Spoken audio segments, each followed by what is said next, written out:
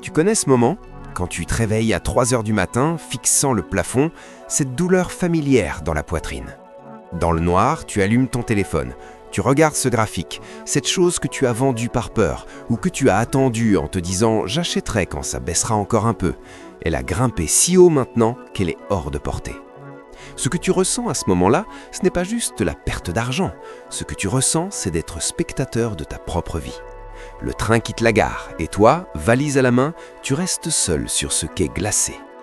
Tu étais là quand Bitcoin valait 10 000 $. Tu étais là quand cette action était au plus bas.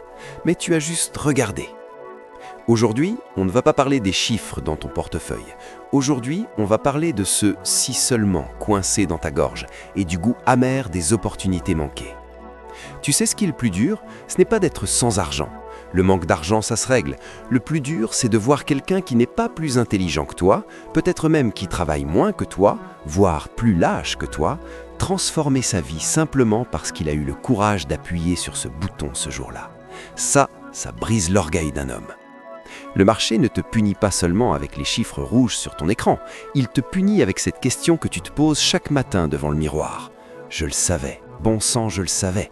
Pourquoi je n'ai rien fait? Cette question draine ton énergie plus vite que n'importe quelle chute de marché. Rester sur la touche semble être un havre de sécurité, mais en réalité, c'est là que tu paies l'impôt le plus lourd, l'impôt de l'inaction. Pendant que tu attendais, la vie n'a pas attendu, l'inflation n'a pas attendu, les opportunités n'ont pas attendu. Alors pourquoi? Pourquoi n'avons-nous pas appuyé sur la gâchette? Parce que nous avions peur d'avoir l'air stupide. Et si je me trompe? Et si je perds mon argent? Avons-nous dit? Nous nous sommes réfugiés dans le confort narcotique de la zone de sécurité. Nous avions tellement peur de perdre ce que nous avions que finalement, nous avons perdu la personne que nous aurions pu devenir. L'aversion à la perte, loss aversion, c'est le plus grand tour que notre cerveau nous joue. Mais rappelle-toi ceci, le regret est un professeur impitoyable. Oui, il te brûle. Mais ce prix que tu as payé, cette opportunité manquée, c'était tes frais de master. C'était nécessaire pour ton éducation. Si en ce moment, en regardant cette vidéo, quelque chose en toi fait mal, c'est une bonne nouvelle. Ça montre que ton instinct d'investisseur est encore vivant. Cette voix crie parce qu'elle sait que tu mérites plus que de rester sur place. Maintenant, secoue-toi et écoute ce renard. Le marché financier n'est pas un seul train qui passe une fois par siècle.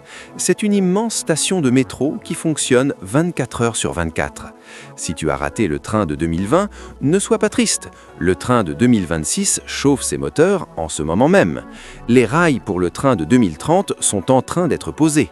Mais attention, si tu passes tout ton temps à pleurer sur ce quai, fixant les feux arrière du train parti, tu vas aussi rater la vraie grande opportunité qui s'approche silencieusement juste derrière toi.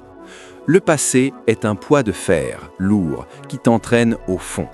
L'avenir, lui, est une boussole. Tourne-toi vers lui. Arrête de te flageller pour ce que tu n'as pas fait. Pardonne-toi. Aujourd'hui, transforme ce compte, ce regret, cette douleur, en carburant. La prochaine fois que l'opportunité frappera à ta porte, la peur t'agrippera encore la gorge. Mais cette fois, ne te demande pas « et si je me trompe ?» Demande-toi plutôt « et si je rate encore ce train et que dans 5 ans, je regarde ma situation actuelle avec tristesse ?» Transforme ton regret en ruse. La gare est pleine de nouvelles opportunités et ton voyage ne fait que commencer. Le passé est passé. Le prochain coup, c'est à toi de le jouer. Restez rusé. Restez solidaires.